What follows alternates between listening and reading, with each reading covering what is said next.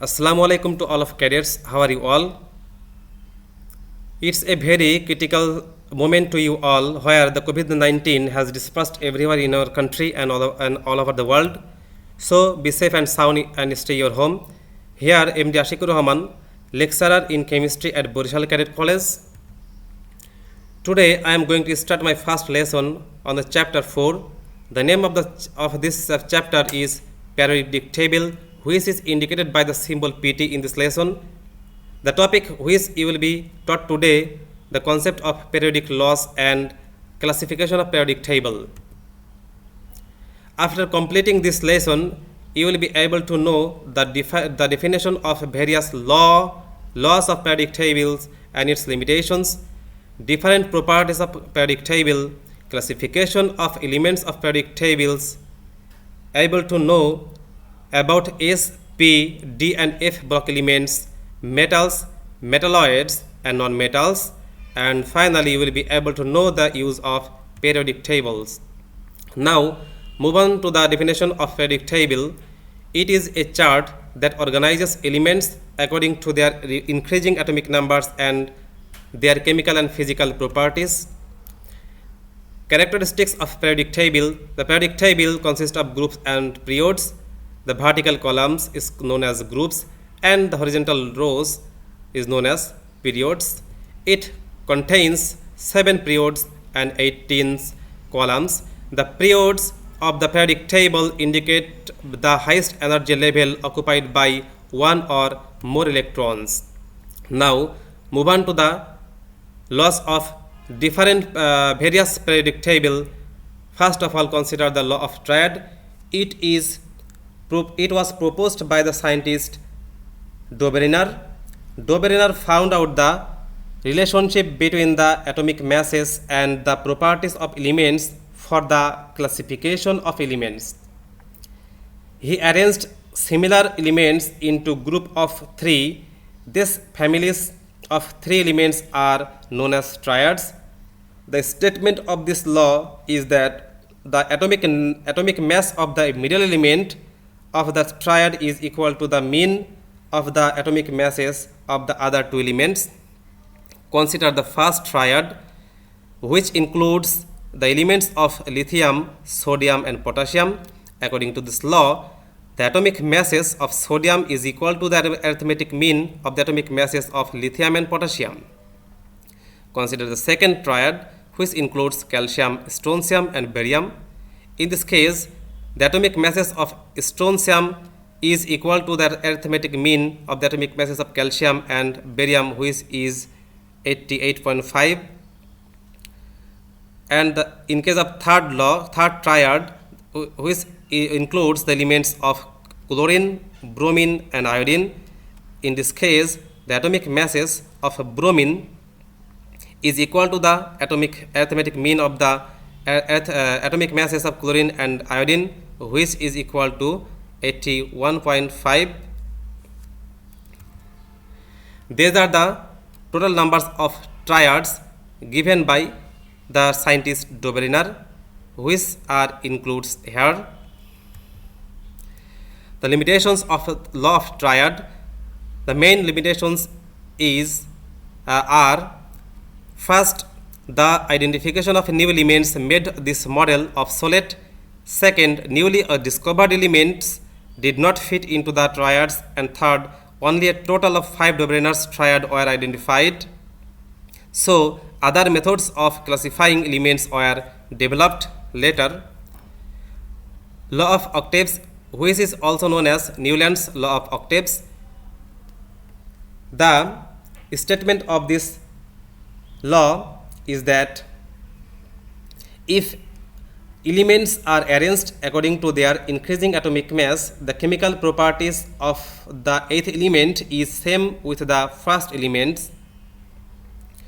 Consider the example.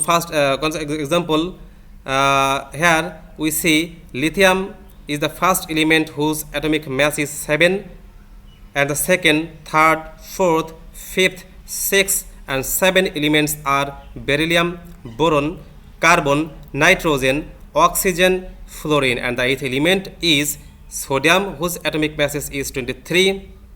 According to this law, lithium and sodium have the same chemical properties. Now, the limitations of Newland's law of octaves. The main limitations are several elements were fit into the same slots in Newland's periodic classification. For example, cobalt and nickel were placed in the same slot.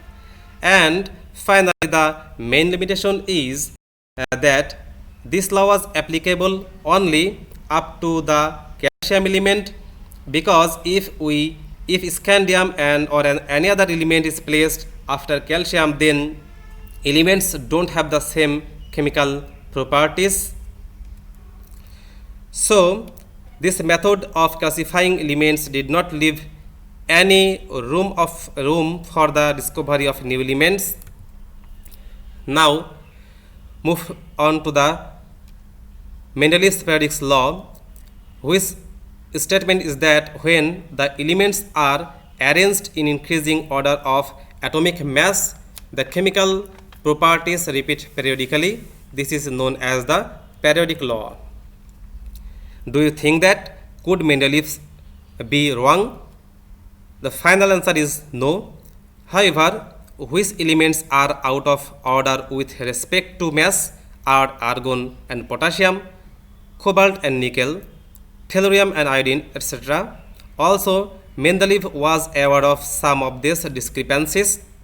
He knew that if tellurium and iodine were in the right family, they were out of order with respect to mass, and he also believed that when scientists improved techniques for measuring atomic mass and also atomic number, these discrepancies would disappear. In the year of 1913, after the invention of atomic number by G.J. Moseley was given the modern periodic law. The statement of this law is: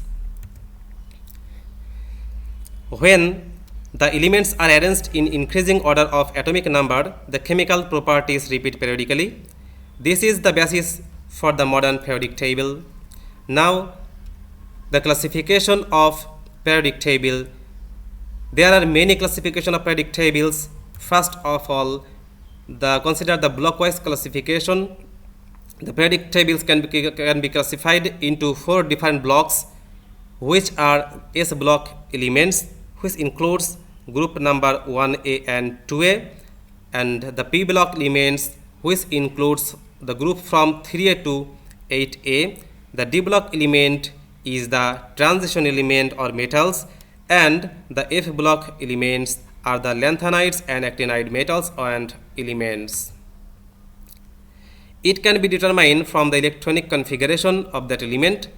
First of all, consider the element sodium, whose electronic configuration is 1s2, 2s2, 2p6 and 3s1. Here you see that the last electron of sodium goes to s orbital, so Na is S block element. Consider the second element, which is chlorine. The electronic configuration is 1s2, 2s2, 2p6, 3s2 and 3p5. Here the last electron of chlorine goes to p orbital, so chlorine is p block element.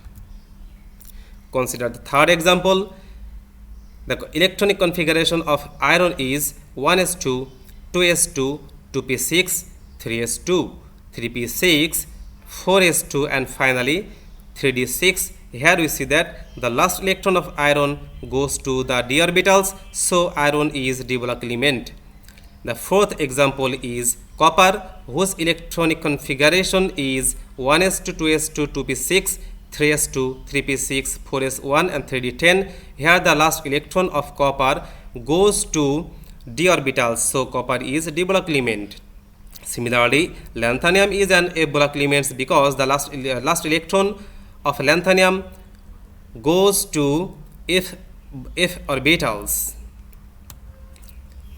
This is another classification of periodic tables, which includes representative elements, transition metal or elements, rare earth elements. In the middle section of this table, from group 3b to 2b are known as transition metals or in the elements, and group from 1A to 8A are known as representative elements, which includes 1A, 2A, 3A, 4A, 5A, 6A, 7A, and 8A. And the rest of the elements placed below the periodic table are known as rare earth element, which includes lanthanides and actinide series. This is the another classification of periodic tables, which includes non-metals, metals, metalloids, and noble gas are maybe symbolized by different colors. Here the elements before the red line of zigzag, red color of zigzag line is known as the metals, and the elements after the red color of zigzag lines are non-metals. Here boron, silicon, germanium, arsenic, antimony, tellurium, and astatine are known as metalloids, and the elements of group 8A is known as noble gases. Okay boys, I will close this lesson by giving some of the findings, which includes periodic tables contains 7 periods and 18 columns or groups. The periods of the periodic table indicate the highest energy level occupied by one or more electrons. Mendeleev was the father of periodic table and mostly has given the definition of modern periodic laws. Okay boys, thank you and thank you all.